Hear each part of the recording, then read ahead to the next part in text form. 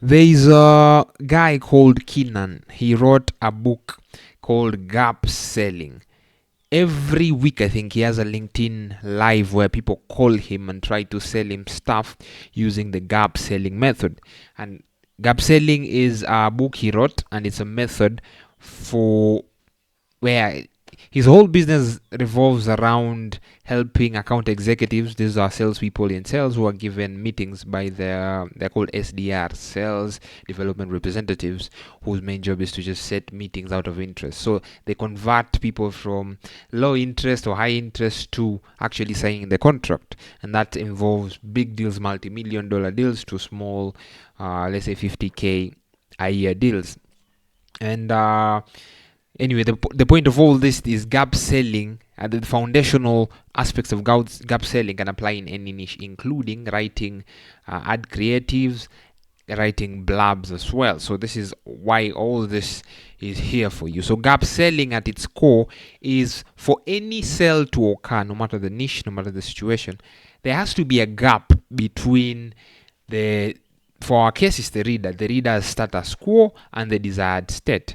If there is no gap, there is no sell, and the gap is divided into two. The deeper gap, that's the, for our business, that's a business problem. So for example, if an author is doing Amazon ads and they are at, let's say, 1.3 times return on ad investment, and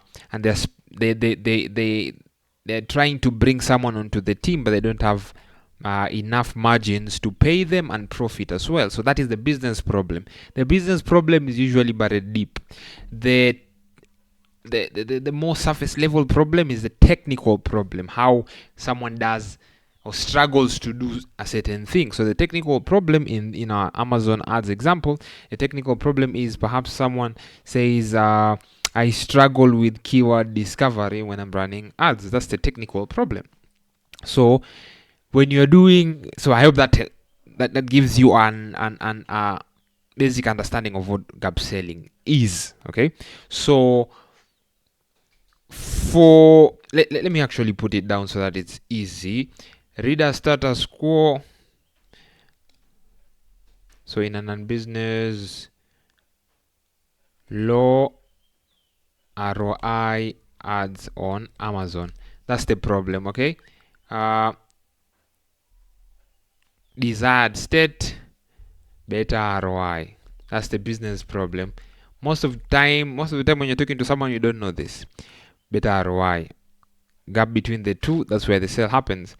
Now, when you bring this concept over to fiction now, where is the gap? So where, for you to sell a product or a service, there needs to be a problem that the service solves. Okay, so that you have the status quo and the desired state.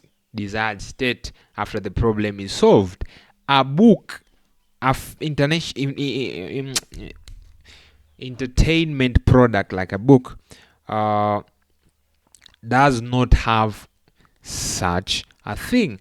But the equivalent of that is a book is emotion packaged in form of paper. So someone is trying to consume a certain form of emotion. So it's either escaping from something or running towards something, or in between. We have grays in between. Okay, so if you look at it, is what emotional, it's all about emotion. So what emotional state is the reader in right now? Reader status quo. So let's say right now there's a lot of we've actually, this is the perfect example.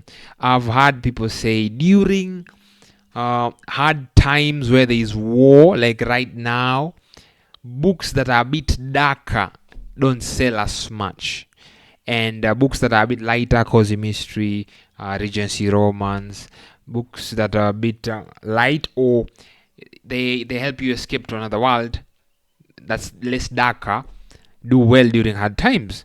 But during the opposite, the good times, darker books, darker genres, experience a resurgence.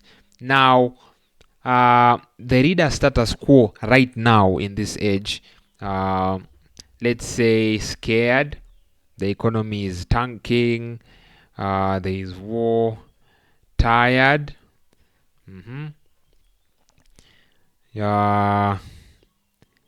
busy for some of us, too busy actually, too busy. I feel like I have no time for anything for myself. Can't shut my mind off because there is so much information.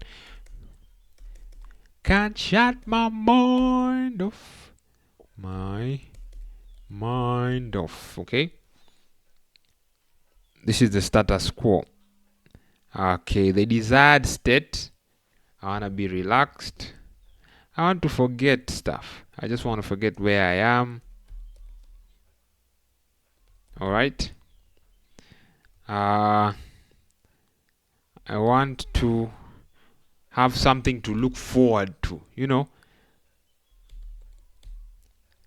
I read 2 pages in the evening. I just want to sit down, relax after everything is done on my bed, read before an hour before I go to bed, and then look forward to it when I'm at work and my boss is shouting at me. I'm like, at least at the end of the day, I'll get to relax. Now, this is the deeper psychological happenings in your reader. Most cases, you won't know what someone is experiencing, so you can guess. Generally, you would have this movement from status quo to desired state within your ads.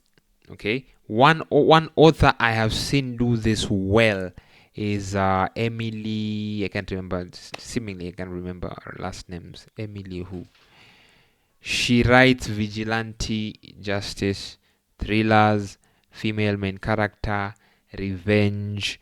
So everything is emotionally charged for her. All her ads are against, not even about fiction, about men in general, or patriarchy in general, or the dark part of what the male species has done or is doing, and then she leverages that.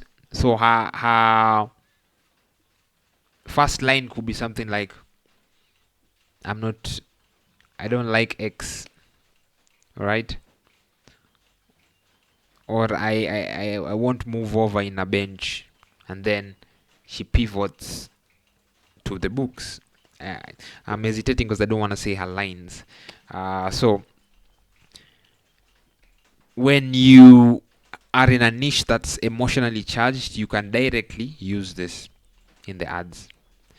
But for me, cozy mystery people, cozy does not seem emotionally charged, but it's also emotionally charged. So the first line could be something like, I can't turn off my brain, or I can't fall asleep, because it's known people who are struggling with sleep are using cozy mysteries to fall asleep. If you go to YouTube, there are authors currently posting their AI audiobooks on YouTube. If you go there, you will see people saying, hey, I use this to fall asleep. So your ad could be catering to that emotion and attacking it directly. Can't fall asleep. So couldn't fall asleep. So I wrote this 8-series cozy mystery set in a small town featuring an ex-correctional officer turned baker, XYZ. You see, so you are telling Facebook, find people who are experiencing this emotion. They can't fall asleep. They can't turn their minds off. Okay, and then I'm pivoting them to that product. So that means you're not necessarily getting readers, traditional readers. You might get people who have never read, and they're using this new product you're telling them. Now, that's why I put this column here, reader awareness level. Now, you're moving them from, I had no idea I can use books to turn off my brain at night before I go to sleep, to, okay, let me try this. So, but that's the deeper. That's a bit deep. What you will be using most of the time is this approach, the gap approach, is all about movement. So that means when you are doing blabs, there always needs to be a movement. Okay, and the gap from my head, Okay, I need another column actually. In my when I was looking at when I read the book about gap selling, loss. The thing that stuck out and helped me really understand gap selling and how to use it when I was doing cold emails is loss. Okay, so when someone is at a status quo, I am stressed, right? I can't stop thinking about XYZ. The desired state is relaxed, yes, but and the gap is onto what is the gap? So another way of if I wasn't allowed to use the word gap, I'd say the loss. Okay, the loss of bridging this gap, the loss. I'll feel low if someone brings a product that helps me get from scared to relaxed. The gap for me to take action is I fear the loss of achieving this desired state. Okay, so that loss is what leads to the buy. That loss is what leads to, instead of being put in at the bottom of your to be read list, you are at the top because there's a loss. Okay, now here is this is what I did. Bestsellers, crime fiction. Here's how to use the gap selling approach when writing blurbs and doing ads. There is a genre here, crime mystery. It's usually overt in the gap that's there. For us, the gap is so the product for us, a book, just generally, okay. So desired status quo. When someone reads a book, they know stuff. That's why we have fun. I forget the word I'm looking for. Has just skipped my mind. It's almost like a lingo between readers. Yeah, knowing status quo, knowing stuff about the world in the book, how characters end up. I know I'm rambling actually. End up. Okay, that's why fans are clamoring for George R.R. Martin to finish Game of Thrones, because what we get from books is we get to know stuff. Okay, so the loss, actually this is the desired state, and then the reader status quo, not knowing stuff about the world. That's why fantasy readers don't want to get into your book before you've finished the series, because they don't want to know stuff about your world and care for it. Okay, so the desired state is this, the reader status quo is this. Now the loss in most cases is not knowing. This is the if you could summarize it in any other way, or rather if you could summarize it in one way and ignore everything, is not knowing, not getting to experience X, Y, Z. Okay, I know for some of us you're still confused. Okay, let me bring it home here. So in crime, there is usually now I'm taking, I think this is number one, the number one book in crime fiction. What's the ranking? Number 17 in the Kindle store. Number one in crime fiction, number one in suburban literature, fiction ebooks. So this book is selling, okay? Number one bestseller. Okay, let's find the gap.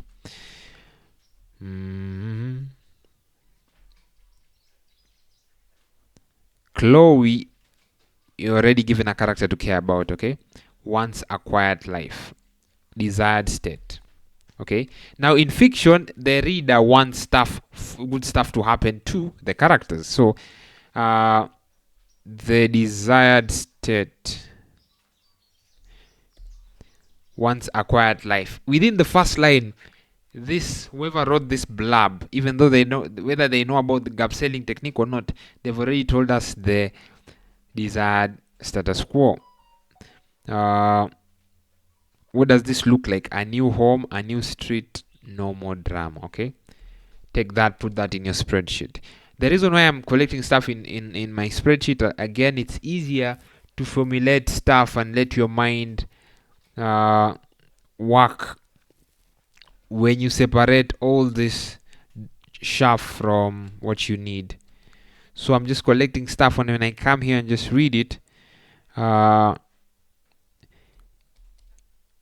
it's easier for my mind when I now need to create blurbs or add creative. It's easier for my mind to pick up the data that's needed and ignore everything else. So she's had more than her share, but the moment she steps in to help her elderly neighbor during a violent altercation, this is a disruption. Okay, the peace she craves begins to crumble. Alright, now we're already sensing loss here. Peace she craves begins to crumble. So now, for a reader who's never heard about this author or the series, from this line on its own, there is this character named Chloe. Okay, desired state wants a quiet life. Okay, what does this quiet life mean? Now, I told you the book is an emotion. Now, painting a picture and letting the reader connect with the story, this part helps with that. A new home, a new street, no more drama. That's what's represented in the desired state. Now, there is a gap between the two, and the gap is brought about by this. Where are you? Elderly, it's like a wrench. Elderly neighbor during a violent altercation. This crowbars the gap into the reader's mind, so it creates a conflict, and that conflict leads to loss. Peace she craves begins to crumble. Now, the character at hand is experiencing gaps. Okay, now, for just by that line alone, for the reader to ignore this book and scroll over to the next one, they are already experiencing loss. You've already created a gap in the reader's mind. So the gap is, I want to know what happens. Okay, reader status quo is they are bored, they are scared, their life is busy. Okay, now they've been introduced to Chloe, who also has a gap, wants a quiet life. Remember, the reader is scared, the reader is tired, the reader is too busy. The reader wants a quiet life too. Hence, the world is in chaos. Peaceful books do better. Life is peaceful. Books that have a lot of chaos do better. So, reader connects to the person in the book who wants a quiet life.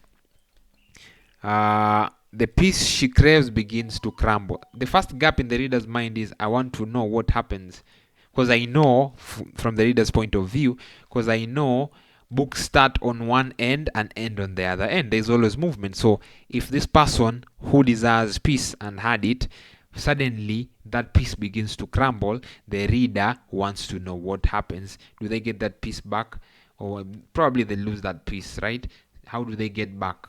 And that's the gap, right? And that's the experience of reading the movement. So the aim is to make this gap feel so strong to a point where the reader cannot bear the loss of not reading your book, cause they won't get to know here stuff about the world, how characters end up, how, So if someone tells you, hey, there is a princess whose family was murdered, she was exiled with her brother.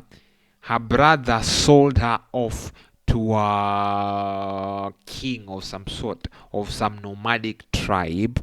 All right, she's married, but there's a prophecy that says this lady will restore her people's or her family's name in some way.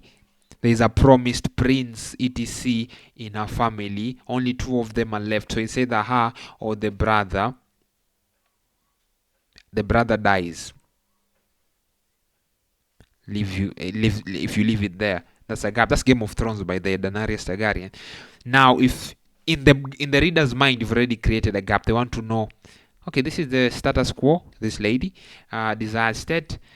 If you've told it in a way that makes whoever's listening care about the character, they'll want a state for her. They'll have a desired state for her, okay? Which already creates a gap. The moment they have a desired state for the character, you have a gap, okay?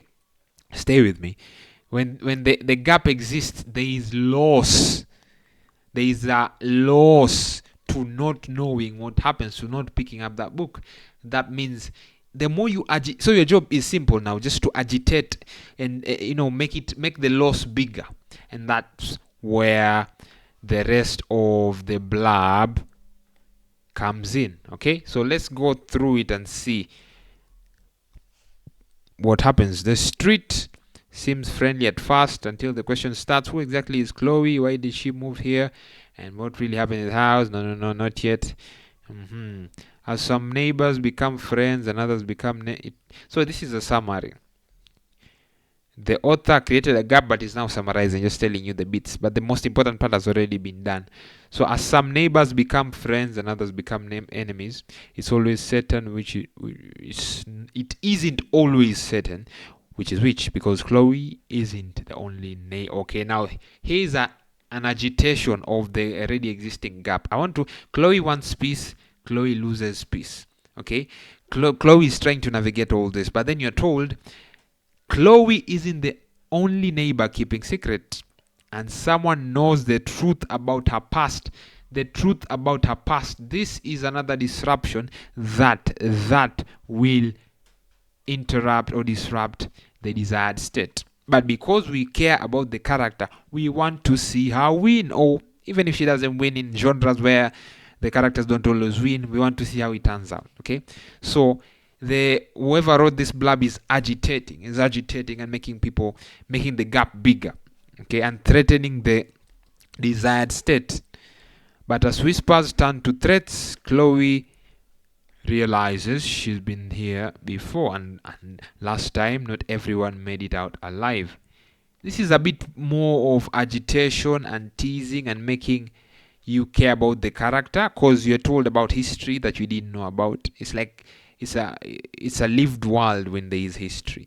I remember reading the very first chapter of Game of Thrones, and it was about, I think, Jon Snow, and the author was slipping in bits of history, to make you care. I immediately cared about Jon Snow the first time I read about him, because the way people treated him, and immediately cared about Eddard Stark, the main character in the first book, because of the history, bits of backstory that you don't know about, and the author does not need to tell you everything, just drop hints. Okay, so praise for valor. These are reviews. Let me not go into reviews right now.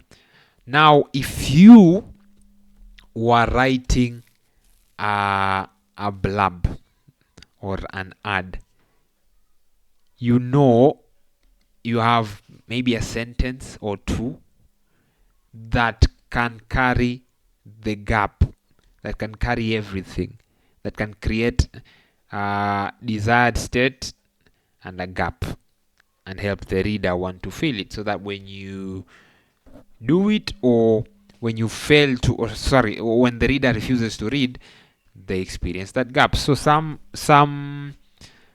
authors, that's why I usually don't like to look at the top, because authors, some of them can get away with it, especially if they have a machine behind them that helps their book get in there. Some of them are really good at the gap creation process. Let's see.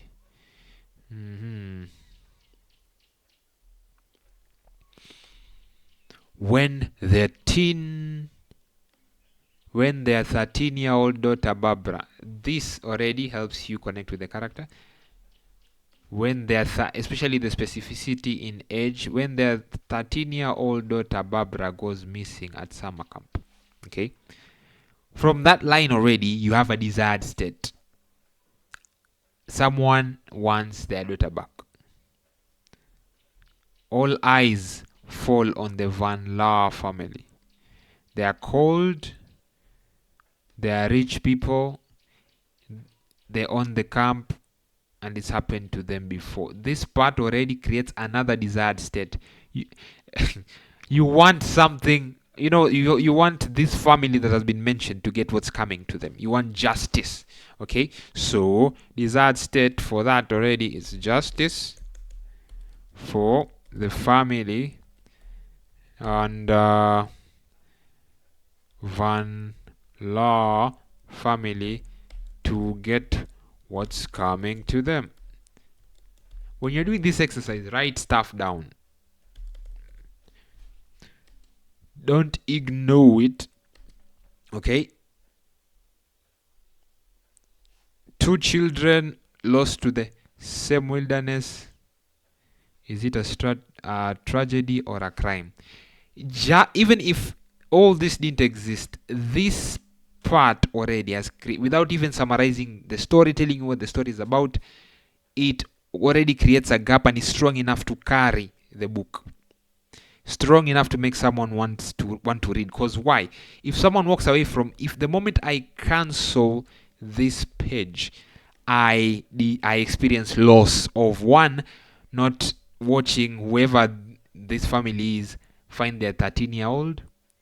Okay. The second, that's loss number 1. The second loss, not getting to see this family, the rich family, called rich people, get what's coming to them. So 2 losses again. So that's why I think this approach is helpful, especially for someone who's not naturally good at writing blurbs.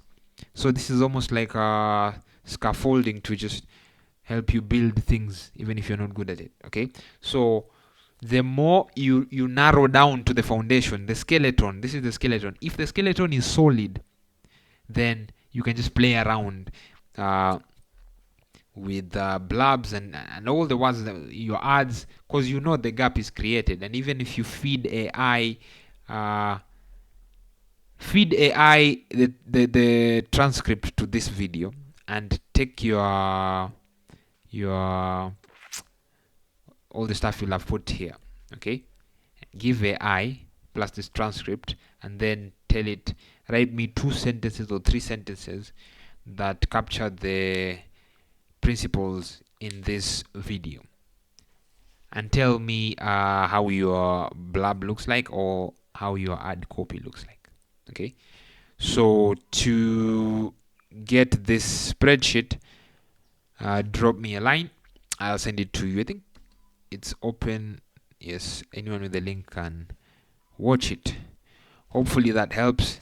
The next video, I think I'll actually try and use. No, actually, let's do it this way. I'll also try and send you the transcript to this video so that you try what I just said. And then after you do it, let one of you send me their version of this, okay? And then I'll try to do a video of now using this knowledge to create the blurb and add creatives, different types of ad creatives, and then we see how it goes. Anyway,